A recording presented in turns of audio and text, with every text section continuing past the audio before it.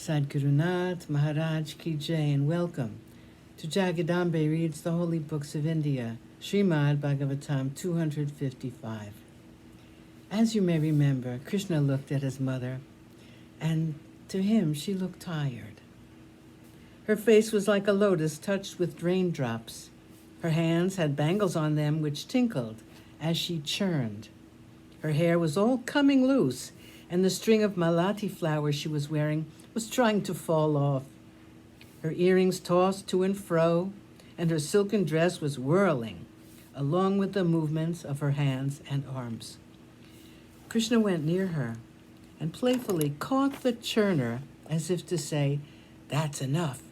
Please look at me and feed me, since I'm hungry." Yashoda smiled at him and gathered up her child in her arms and sat down.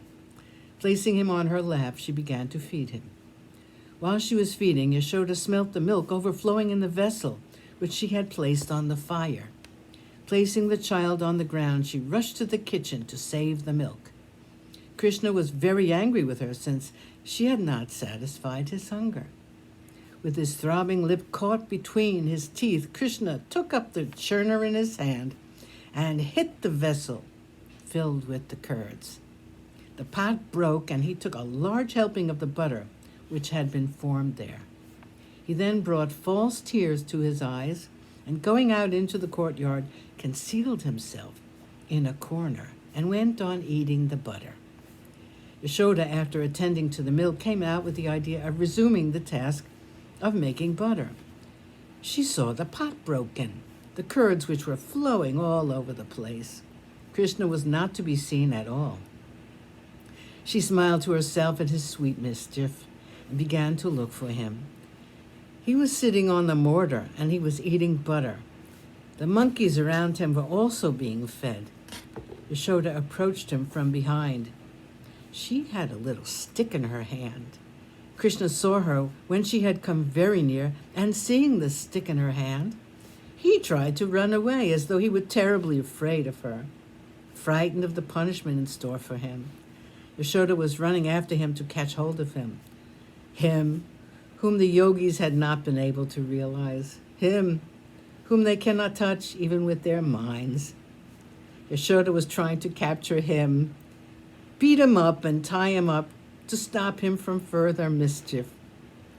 Krishna saw his mother tired out by the chasing game. He was bent on playing with her. Her dress was all awry and her face was wet with sweat. She found it difficult to keep pace with the little mite who was teasing her. Her hair had come loose, and the ground was strewn with the malati flowers she had been wearing in her tresses. Krishna felt sorry for her and allowed himself to be caught by her finally.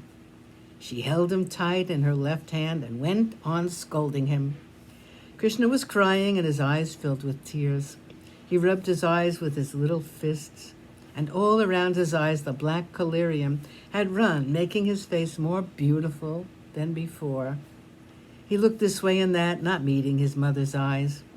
Holding him firmly in her hand, she said, "Your mischief has become too much even for me to bear. It is not possible to control you anymore. I have to punish you in some drastic manner, since words of persuasion do not seem to have any effect on your naughty mind. You little monkey, you stole the butter, and sitting on the mortar, you kept on eating it as though you have done nothing wrong. Just you wait. See if I do not beat you with this stick."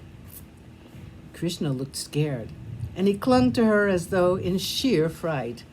Yashoda loved her son so very much, so much she felt like gathering him up in her arms and hugging him. But she thought that she had to act firm. And so she said, "All right, I will not beat you, but I am going to tie you up to this mortar, which was your throne some time back. I will see how you can do any more mischief when you are so securely tied up." Yashoda brought a piece of rope, and placing Krishna by the side of the mortar, she tried to tie him up. She tried to tie up that absolute truth. Sadgurunath Maharaj Ki Jai. Thank you for coming. I hope you come again.